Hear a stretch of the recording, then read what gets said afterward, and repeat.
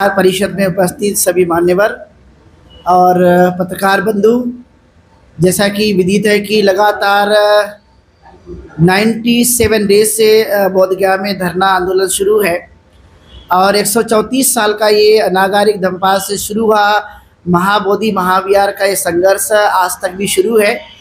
सड़क से लेकर संसद तक और संसद से लेकर कानूनी व्यवस्था के साथ भी लड़ा जा रहा है ये आंदोलन। और मुझे लगता है कि बड़ी तादाद में देश के अंदर में बोधगया में जो बौद्ध भिक्खु हैं, उपासक उपासिका है, लगातार 97 डेज से बैठे हुए हैं और देश के अंदर में यही एक ही मांग है कि महाबोधि महाविहार मुक्त होना चाहिए और बीटी एक्ट रद्द होना चाहिए। चूँकि बीटी एक्ट 1949 में बनाया गया एक्ट है, भारतीय संविधान लागू होने के पहले का एक्ट है और इसलिए जो कि आप देखते हैं कि हमारे देश के अंदर में अलग अलग धर्मों को मानने वाले लोग रहते हैं, तो उस धार्मिक स्थान पर अपने अपने श्रद्धा के जो रखवाले हैं उनके मैनेजमेंट कमेटी होती है। जैसे हिंदू मंदिर में देखेंगे तो हिंदू का वहाँ पर मैनेजमेंट कमेटी होता है। इस्लाम का यदि आप देखेंगे तो मस्जिद में मुसलमानों की मैनेजमेंट कमेटी होती है। गुरुद्वारा में देखेंगे तो सिख लोगों का जो है मैनेजमेंट कमेटी होता है।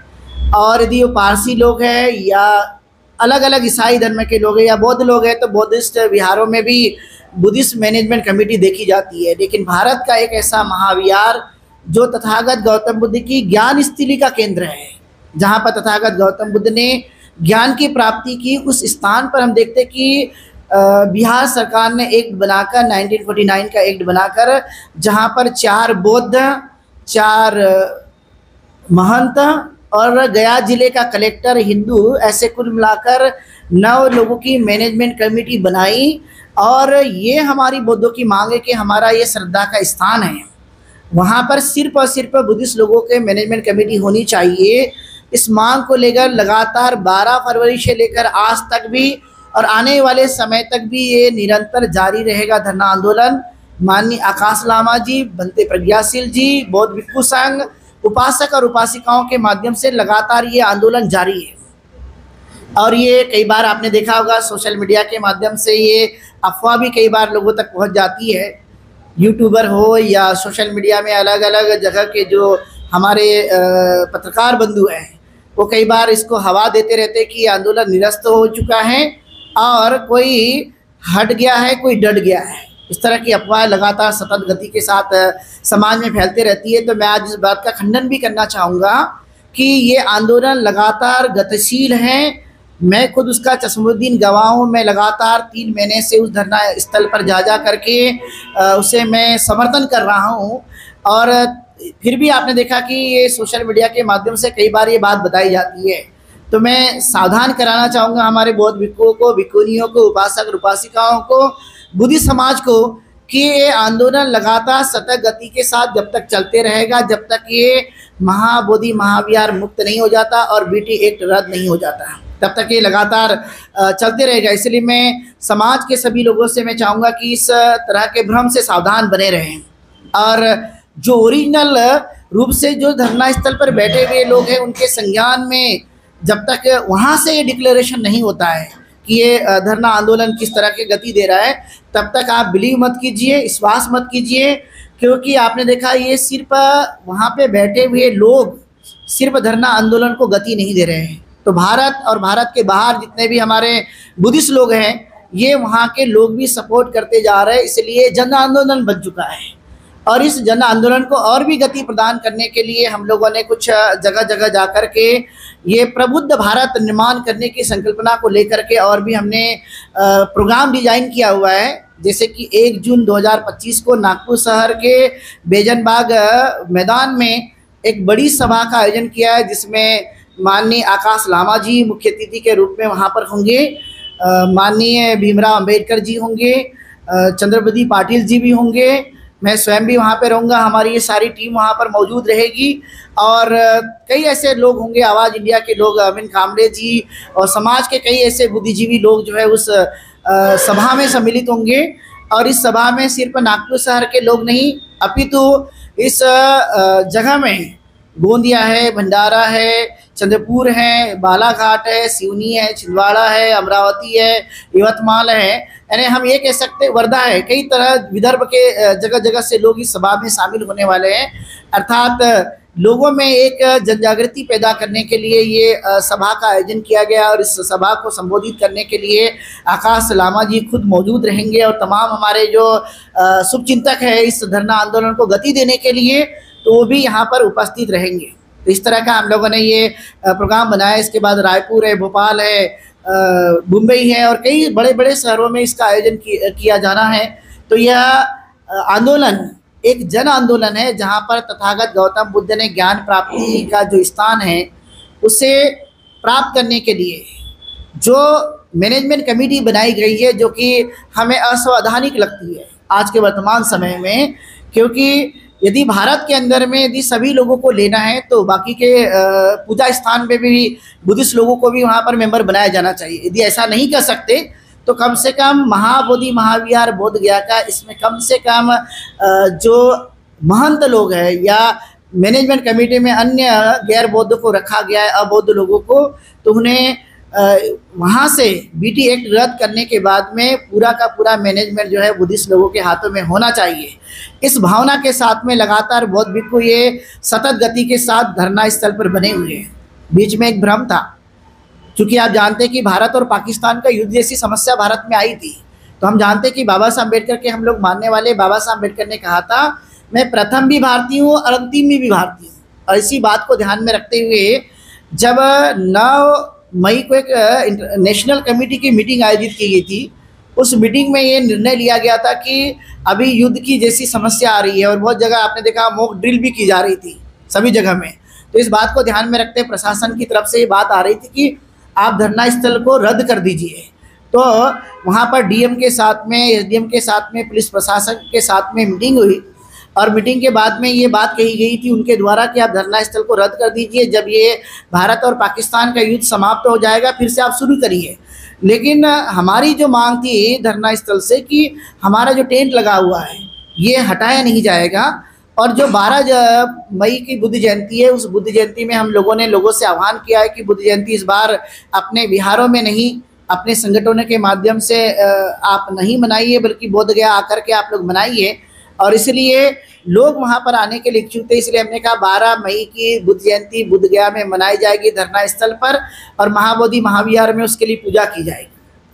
और प्रशासन को ये बात बताई गई थी कि जब ये हो जाने के बाद देश हित में यदि हमें निर्णय लेना पड़ता है कि कहीं ना कहीं जो भारत और पाकिस्तान का युद्ध छिड़ा हुआ है तो नेशन हमारे लिए फर्स्ट है।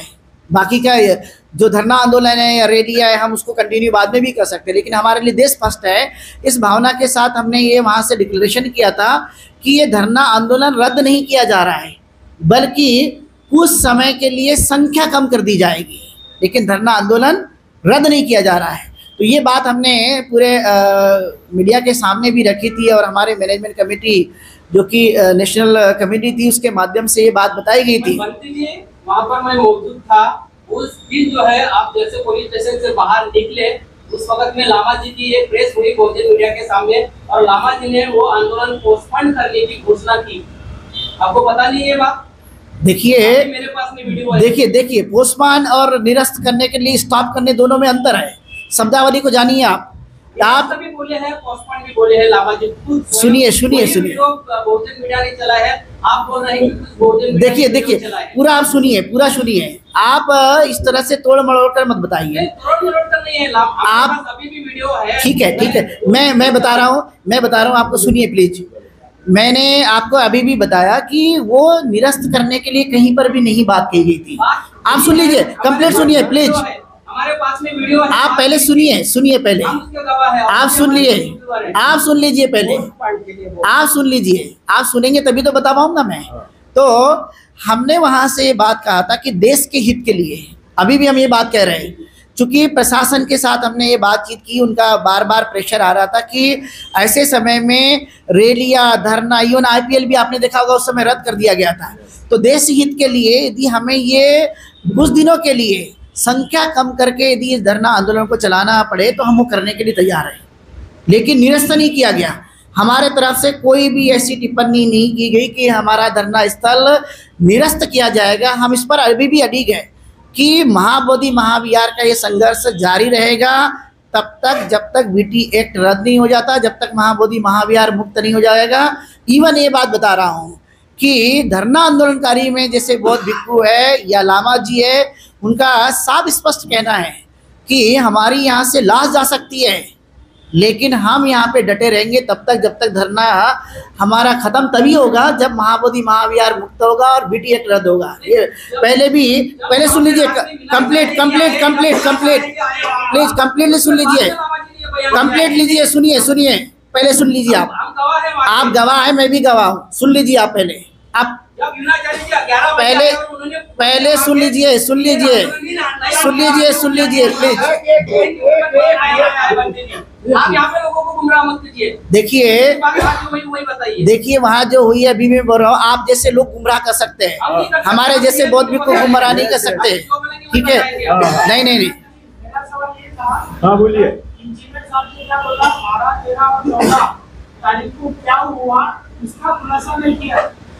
ये क्या कर रहे हैं?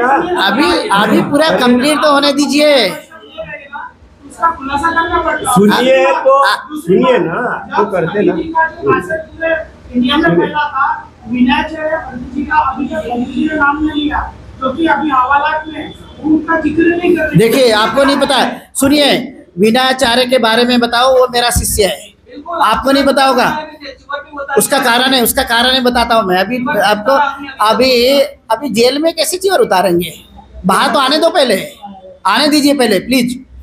तो देखिए कैसा है, हमने ये बात कही थी कि हमारे बड़े सीनियर भिक्खु लोग वहाँ रहते हैं, चूंकि विनयाचार्य सामने रहे, ही इज नॉट मॉन्क, उपसंपदा नहीं हुई है, वो भिक्खु नहीं है, वो सामने रहे, सामने भिक्खुओं से आदेश लेने के बाद प्रचार प्रसार करता है। और हमने वहाँ पे कहा था कि आप बड़े जो भिक्खु लोग रहते हैं उनके साथ आप किसी भी प्रकार का ऐसा सलूक मत कीजिए, उनका रिस्पेक्ट कीजिए। आप हमेशा इस धरने आंदोलन से यदि जुड़े हैं तो आप वहाँ पर बैठिए।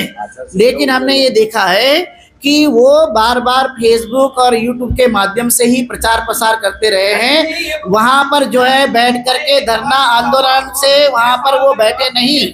और मैं देता हूँ मुझे पहले कंप्लीट करने दीजिए, कंप्लीट करने दीजिए प्लीज, कंप्लीट करने दीजिए ना, आप कंप्लीट करने दीजिए, आपके सवालों का उत्तर दिया जाएगा। तो अभी जो है, अभी हम लोगों ने उनसे कई बार कहा था, मैंने फोन पे भी चर्चा की कि आप रुकिए, मुझे कंप्लेंट नहीं करने देंगे आप।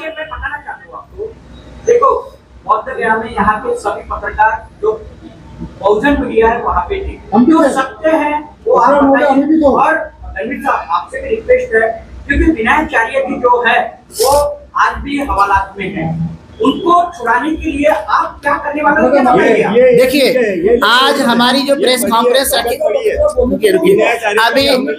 अभी हमारी जो प्रेस कॉन्फ्रेंस हमने यहाँ पे आयोजित की है, हमने प्रेस कॉन्फ्रेंस इसलिए, आप रुकिए, आप लोग शांत रहिए।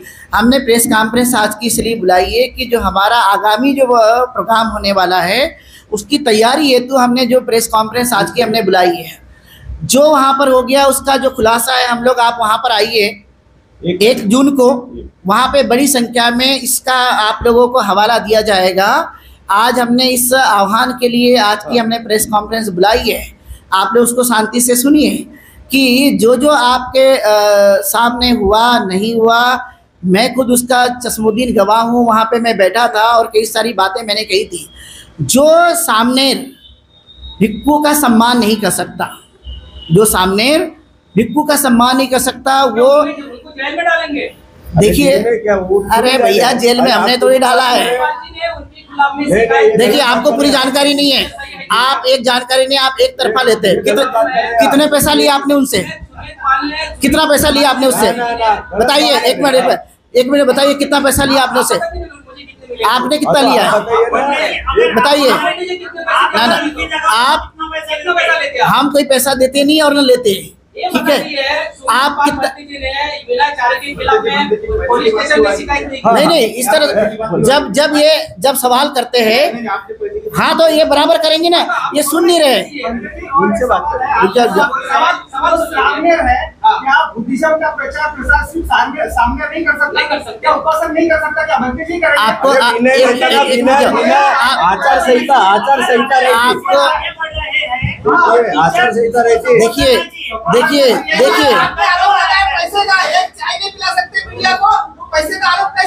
देखिए देखिए आप बताइए मुझे, आप कैसी कर रहे हो? ये बताइए मुझे, ये देखिए हम लोग आपसे कोई लड़ने के लिए नहीं आए, हम बात बताने के लिए आए, लेकिन आप हावी हो जाते हो। आप पत्रकार है, आप ये बता नहीं आप लड़ने के लिए आए क्या? बताइए आप बताइए, आप लड़ने के लिए आए क्या? आप लड़ने के लिए आए क्या? बताइए। ना इस्लाम में आप लड़ने के लिए आए हो।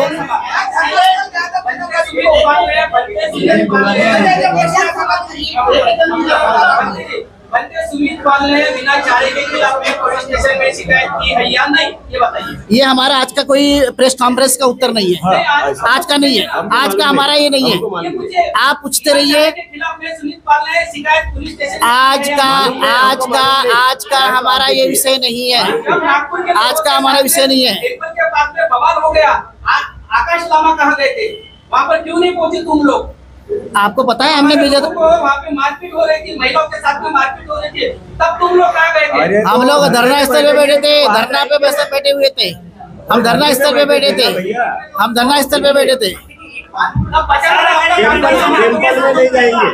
अरे भैया ये बताइए, आप लड़ाकू है या आप प्रेस कॉन्फ्रेंस लड़ने के लिए आए क्या? आप लड़ने के लिए आए हो, लड़ने के लिए आए हो। लड़ने के लिए आएंगे क्या? आपका हम जितना आज हमारा ये नहीं है, विषय नहीं है। हाँ बनते नहीं, सामने रहे, सामने बोलिए, सामने सामने रहे हो, सामने। अरे सामने को सामने कहा जाता है ना, ये हमारा विषय नहीं है। नहीं, आचार संहिता में देखो राष्ट्रपति का। अरे आप बैठ जाइए। जुलाई महीने में जो सुप्रीम कोर्ट के माध्यम से जो ऑर्डर होने वाला है, या फिर उसको रिपोर्ट करने वाला है, तो टेक्निकली डिफिकल्टीज क्या आ सकती है? हाँ, ऐसा बोलो ना। देखिए 16 मई को माननीय न्यायालय ने ये बात कही, और बहुत ज़्यादा भी इस बात के लिए कहा गया था कि आपने 12-13 साल से इस केस को क्यों रोक के रखा हुआ है। तो इसके बाद में ये देखा गया कि 29 जुलाई को ये फिर से इसका सुनवाई किया जाएगा। अभी हम देख रहे हैं कि 29 जुलाई को कौन सा निर्णय आना बाकी है। डिफिकल्टीज मुझे लगता है कि बहुत ज़्यादा नहीं, क्योंकि पुरावा जो है, देखिए ये माननीय न्यायालय की बात है, वो हमने अपने तरफ से जो पुरावा है, हमारे जो एडवोकेट्स हैं, जैसे माननीय शैलेश नार्वेल जी ने ये पिटीशन दायर किया, आकाश जी है, आनंद जी है, जो लामा जी ने डेप्यूट किया हुआ है, और आकाश लामा जी ने भी कहा था कि आप 12-13 सालों से, इतनी दिन से आपने क्यों नहीं ये डिसीजन दिया, अभी तक रिजल्ट क्यों नहीं आया अभी तक, जबकि इतने साल कहीं पर नहीं लगना नहीं चाहिए था। जो सभा होने वाली है वहाँ पर ये आंदोलन कंटिन्यू रहेगा, इसी के संदर्भ में सभा ली जा रही है। देखिए ये हमारा जन आंदोलन है, और जन आंदोलन होने की वजह से अभी हम लोगों ने ये 97 डेज कंप्लीट किया हुआ है धरना आंदोलन को, और मैंने इतने अपने वक्त में बताया कि लगातार ये जारी रहेगा धरना आंदोलन जब तक बीटी एक्ट रद्द नहीं हो जाता, महाबोधि महाविहार मुक्त नहीं हो जाता, तब तक कंटिन्यू चलते रहेगा। आप कंप्लीट करने दीजिए प्लीज। आपको मैं थोड़ा सा बोलना चाहूँगा,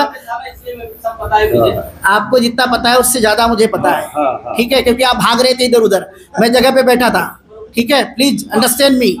तो ये जो न्यायालय की बातें हैं, वो न्यायालय का जो हमने केस दायर किया है, जो भी हमारे एडवोकेट्स होंगे उन्होंने जो भी पुरावा है वो उन्होंने सबमिट किया है, और जो भी और भी उनको ऑथेंटिक चीज़ें देनी हो, क्योंकि आप जानते हैं कि बोध गया ये वर्ल्ड हेरिटेज है, और बहुत सारे जो दस्तावेज है उन्होंने सबमिट किया है, और देश को प्रबुद्ध राष्ट्र बनाने के लिए और जन आंदोलन को और मजबूत करने के लिए कई सारे जो भ्रम सोसाइटी में फैले हुए हैं उनको ध्यान में रखते हुए हम लोगों ने इस आंदोलन को मजबूत कैसे बनाया जा सकता है, इसकी शुरुआत करने के लिए पुनः हम लोगों ने 1 जून को नागभूमि की धरती, जहाँ पे डॉक्टर बाबा साहब अम्बेडकर ने 14 अक्टूबर 1956 को यहाँ पर दीक्षा दी थी, उसी को ध्यान में रखते हुए नागवंशी की भूमि से हम लोगों ने पुनः इस बार और मजबूत करने के लिए 1 जून को बेजन बाग के मैदान में हमने सभा आयोजित की है, जहाँ पर देश भर के लोग वहाँ पर इकट्ठा होंगे।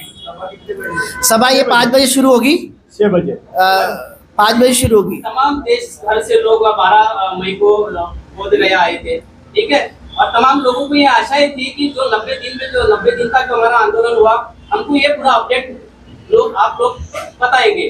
मगर आप लोगों ने वहाँ पे कुछ भी नहीं बताया, वहाँ पर चैंटिंग शुरू कर दिया। क्यों वहाँ पर क्यों नहीं बताया? इसलिए मैं कहता हूँ आप पूरे देर तक नहीं थे, आप भाग रहे थे ले करके लोगों के पीछे। मैंने खुद देखा, नहीं आप पूरे देर तक नहीं थे, गलत बोल रहे हैं आप। मॉर्निंग से 1 दिन पहले हमारी जब मीटिंग हुई, हमने पूरे दिन भर का शेड्यूल डिक्लेयर किया था, मेरे पास दस्तावेज रखा हुआ है अभी भी। हमने कहा सुबह जो है ये महाबोधि महाविहार में 5 बजे जाकर के पूजा वंदना होगी, वहाँ से आकर के धरना स्थल पर ब्रेकफास्ट दिया जाएगा, उसके बाद चांटिंग होगी और उसके बाद भोजन दान होगा भिक्षु संघ का, और जो उपासक उपासिका है उनका भोजन दान होगा। और 2 बजे से वक्तव्य जो है, जो हमारे आए हुए जितने भी हमारे लोग हैं उनका वक्तव्य होगा। 2 बजे का हमने टाइम दिया था, लेकिन आप लोग तो पहले इधर उधर भागते रहे और धरना स्थल पे कंटिन्यूसली नहीं बने रहे, इसलिए आपको ये अपडेट पता नहीं है। हमने अरे आक्रोश मत हो बेटा, शांति से बना रहे, दिमाग का इस्तेमाल कर, थोड़ा पीसफुल बन जा, शांत रखो। आज तो लग रहा है जैसे लड़ने के लिए आए बंदे जी से। चैंटिंग जब शुरू थी उस समय कुछ लोग आए थे आंदोलन धरना स्थल पर, बीडीएमसी एक्ट रद्द करो, तब उस टाइम पे चैंटिंग को रोक दिया गया था और बंदे जी उनका साथ दे रहे थे उस वक्त। और उसी समय में उसके पहले में जो बंदे विनाचार्य और संपूर्ण भिक्षु संघ वहाँ पर आया था, बनते नहीं सामने विनाचार्य बोलो, भिक्षु संघ वहाँ पर आया हुआ था, तब चैंटिंग की आवाज और ज्यादा बढ़ गई थी और उसकी वजह से जो अपने को इंसिडेंट देखने को मिला वो वहाँ पर हुआ। इसके ऊपर क्या बोलना चाहेंगे? ठीक है, मैंने आपको बताया जो शेड्यूल हमने डिसाइड किया था उस शेड्यूल के मुताबिक हमारा चांटिंग का पहले से ही डिसाइड था। 2 बजे से वक्तव्य होने वाला था, वो वक्तव्य का समय नहीं था जैसे जिस समय आप कह रहे हैं। और मैं ये कहना चाहता हूँ कि यदि आप धरना स्थल में आए हैं तो धरना स्थल पे बैठना चाहिए, धरना स्थल पे बैठना चाहिए, इंतजार करना चाहिए हर चीज़ का, जो वहाँ से चीज़ें कही गई थी। लेकिन ये पाया गया कि आप धरना स्थल पर आए, चांटिंग शुरू थी, चांटिंग जब तक चलती तब तक आप बैठे रहना चाहिए था, शाम तक के प्रोग्राम चलने वाला था, शाम तक वहाँ बैठे रहते, लेकिन आप बीच में ही आप उठ के चले गए। इसका मतलब आपकी धारणा वहाँ पर आकर जो है बैठने की नहीं थी, आप वहाँ पर थी कि आप वहाँ 1 घंटे बैठे, 1.5 घंटा बैठे, उठकर चले गए। इसका मतलब क्या था? इसका मतलब साफ था कि आप धरना स्थल पर बैठने के लिए नहीं आए थे और कुछ गड़बड़ी करने के लिए आए थे, इसलिए आप 1-1.5 घंटे में बैठ के चले गए। जैसे मैं सुबह से लेकर शाम तक बैठा रहा क्योंकि मैं धरना स्थल को सपोर्ट करने के लिए था, न कि भागने के लिए। वैसे ही बौद्ध भिक्षु के द्वारा यदि वहाँ सुत्त पठन किया जा रहा था तो बौद्ध भिक्षु की जिम्मेदारी बनती है कि उसमें शामिल होकर हम भी सुत्त पठन करें, बुद्ध वचन को हम पठन करें। लेकिन ऐसा भी करते हुए उन लोगों के द्वारा नहीं किया गया। 1-1.5 घंटे के बाद उठकर चले गए। वक्तव्य का जो समय रखा गया था वो था 2 बजे का। 2 बजे यदि आप आते तो आपको वक्तव्य करने का अवसर मिलता। हमने बौद्ध भिक्षुओं की लिस्ट जाहिर की थी और उसमें सभी लोगों के नाम हमने डिक्लेयर किया हुआ था। लेकिन आप बोलेंगे कि 8 बजे मैं आया हूँ, चांटिंग का समय है, तब आपको वक्तव्य करने कैसे दिया जाएगा? बताइए आप। इन्होंने खुद कहा था कि वहाँ से चले जाइए करके। ये ऐसा नहीं है, आप गलतफहमी फैलाते हो, आप गलतफहमी फैलाते हो और इसलिए आप अच्छे वीडियो दिखा दीजिए ना। आप अच्छे भी वीडियो दिखा दीजिए। आपसे मैं आपके आप 1 मिनट रुकिए। हाँ, उपासकों ने भिक्षु संघों पर हाथ नहीं उठाए तो भिक्षु संघों ने उपासकों के साथ वो वक्तव्य किया था जिसकी वजह से वीडियो वायरल हुआ है। देखिए कहते हैं कि हम लोग गलत वीडियो देखिए हम चांटिंग कर रहे थे, सुत्त पठन कर रहे हैं। सुत्त पठन के समय एक बात होती है, यदि आप बुद्धिस्ट हैं तो आपने श्रद्धा के साथ में उस सुत्त पठन में शामिल होना चाहिए। हाथ जोड़िए और अपने जो भी, यदि आपको नहीं आता तब भी आप पीसफुल बैठिए। हमारा धम्मा में शांति सिखाता है, हम क्रांति नहीं सिखाता, लेकिन बंदे जी हमें बौद्ध धर्म दूसरी बात बताना चाहूंगा, धरना स्थल पर 4-4, 5-5 बाउंसर लेकर आने की क्या जरूरत थी?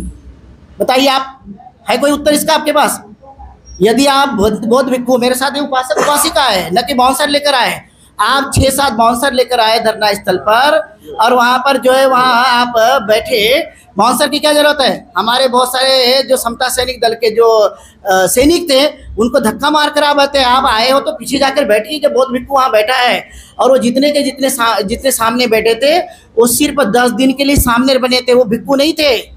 वो उनका काम है कि जो सीनियर भिक्षु है उनके जाके पीछे बैठिए, ये नियम पहले सीखना चाहिए और उन्हें समझाना चाहिए। लेकिन वो वहाँ पर सामने बैठे रहे, जबकि उनको ऐसा अधिकार भी नहीं था। लेकिन धरना स्थल पर आए इसलिए हमने चाहा कि ये गड़बड़ी नहीं होनी चाहिए। यदि मैं सूत्र पठन और हमारे बौद्ध भिक्षु सूत्र पठन नहीं करते तो मैं दावे के साथ कहता हूँ कि 500 लोग कम से कम उस दिन जेल में होते। अभी तो एक था, 500 लोग जेल में होते और वहाँ मारकाट हो जाती। हम तो प्लीज सुन लीजिए, कम से कम हमने बुद्ध वचन को शांति के साथ जीत लिया और धरना स्थल और बाकी चीज़ों को हमने बड़े इससे संघर्ष से उभारा है। शुक्रिया करना चाहूँगा बौद्ध भिक्षुओं का और हमारे सभी उपासक उपासिका का जिन्होंने इस पर काबू पाया है। तो इसीलिए हम सब लोगों को, आपसे भी मैं रिक्वेस्ट करना चाहूँ, प्लीज़ मुझे कंप्लीट करने दीजिए। आप लोगों से भी मैं रिक्वेस्ट करना चाहूँगा कि आप भी इस तरह की चीज़ों को ध्यान में रखिए प्लीज़, क्योंकि समाज में आप भी रहते हैं, सभी लोग रहते हैं, उसकी गरिमा बनाए रखना हमारा कर्तव्य है। शांति के साथ में इसको जितना बैठिए शांति के साथ में बनाए रखना हमारा जरूरी है। हवाबाजी से धम्म नहीं चलता।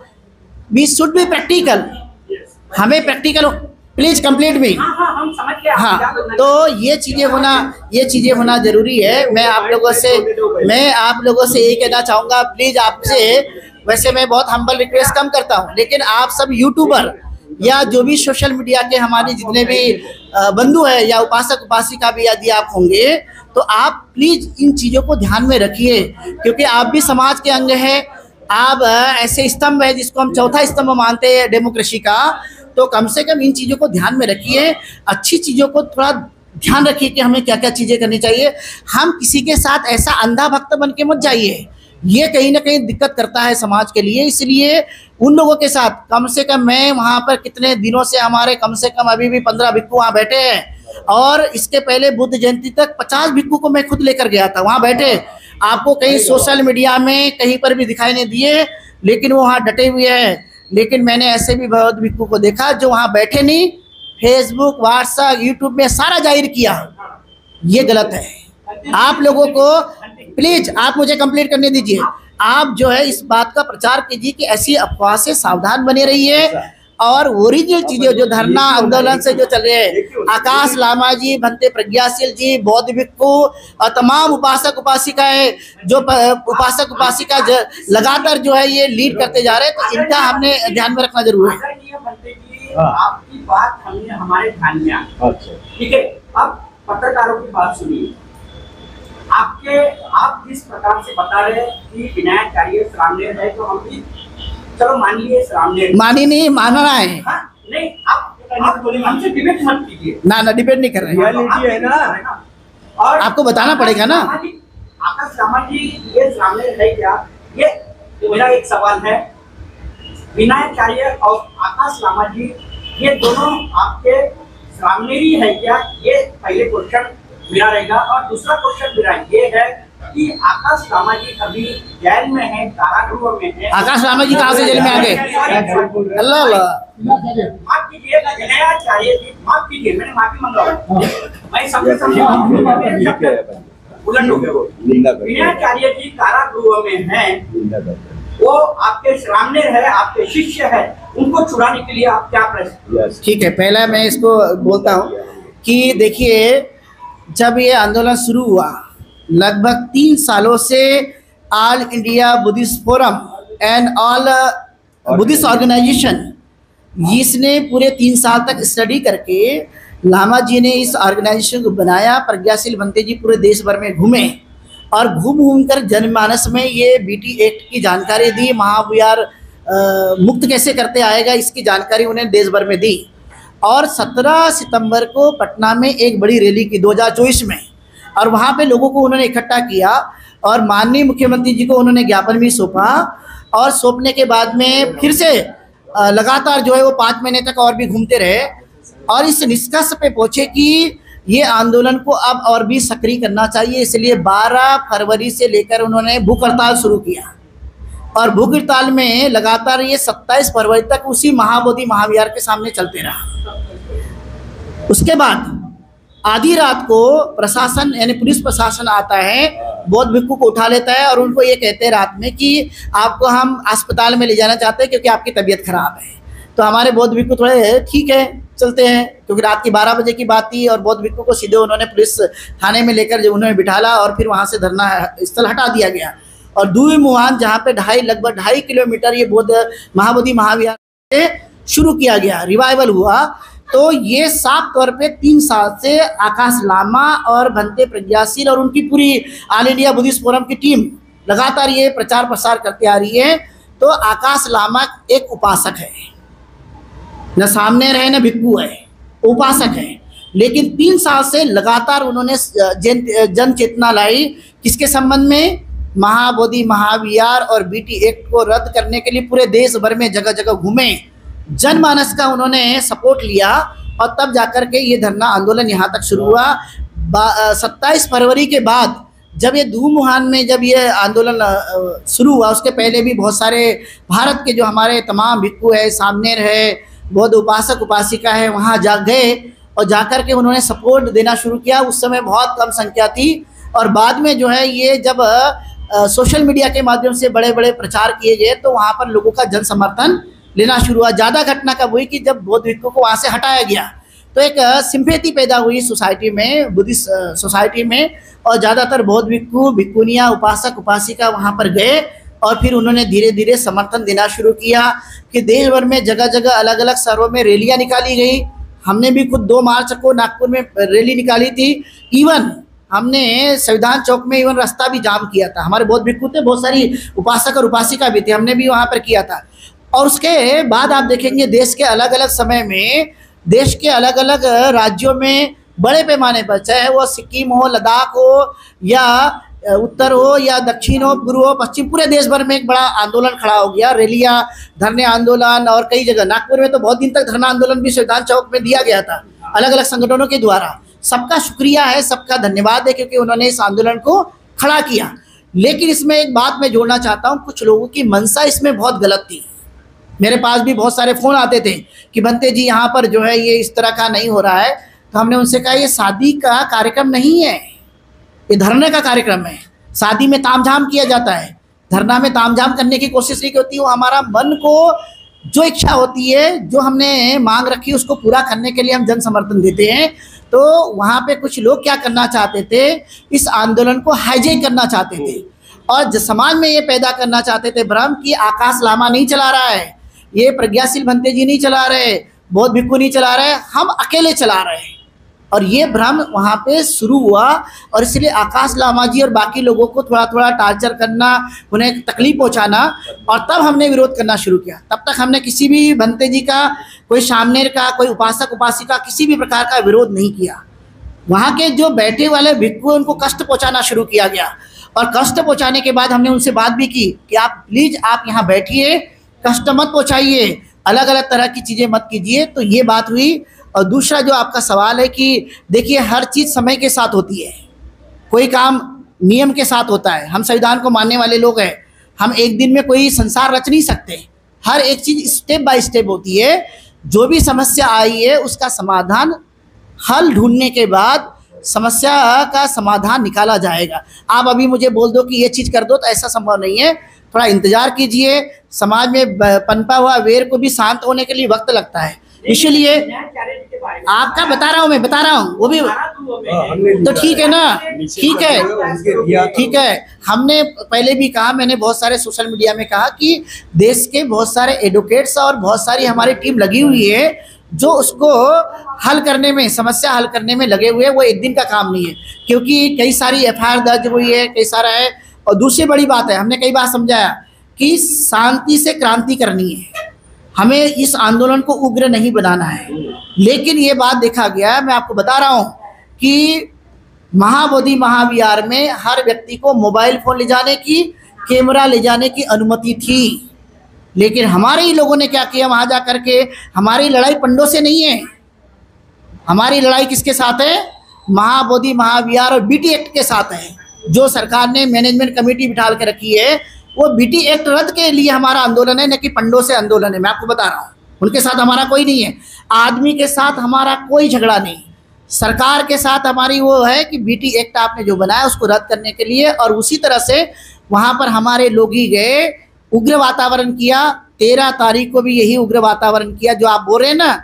हमारे पास फ़ोन आया, हमारे महिला सशक्तिकरण की कई महिलाएं वहाँ थी, मेरे पास भी फ़ोन आता है 13 तारीख को। मैंने कहा कि आप थोड़ा बाहर निकलिए, यहाँ के जो बौद्ध भिक्षु है, जो वहाँ रहते हैं, जो उनके सामने आएंगे वो उनको पहचानते हैं, हम नहीं पहचानते, लेकिन वहाँ जो भिक्षु लोग रहते हैं उनको पहचानेंगे, वो उनको पहचानेंगे, वो आपस में बातचीत कर सकते हैं। हमने भेजा, लेकिन जब तक क्या था, हमें क्या लगता है कि हम जाके अकेले वहाँ पर सब कुछ कर लेंगे, नहीं।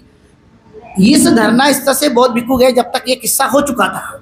वहाँ पर गए, कई लोगों ने इधर से नारे लगाए, कई लोगों ने उधर से नारा, आपस में जो समस्या निर्माण की दंगे की।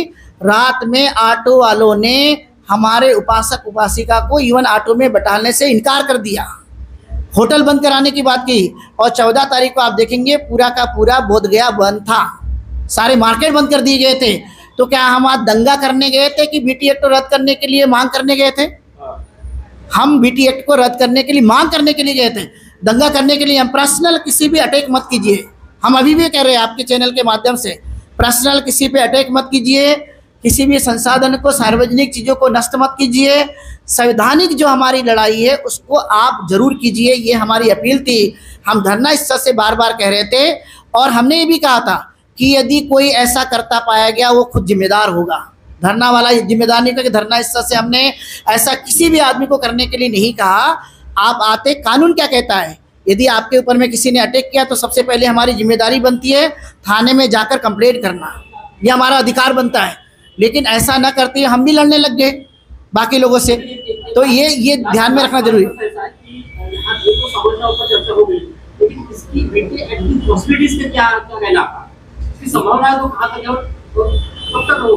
देखिए, इस बीच 97 डेज के बीचों बीच ये बात सामने आई है कि राज्यपाल से मीटिंग हुई है, चीफ सेक्रेटरी आप सीएम बिहार सरकार से बातचीत हुई है, एक बार हमारा जो प्रतिनिधि मंडल है किरण रिजिजू के साथ भी मुलाकात हुई है, और जगह जगह ये सरकार के लोग जो है इस पे संज्ञान ले रहे हैं।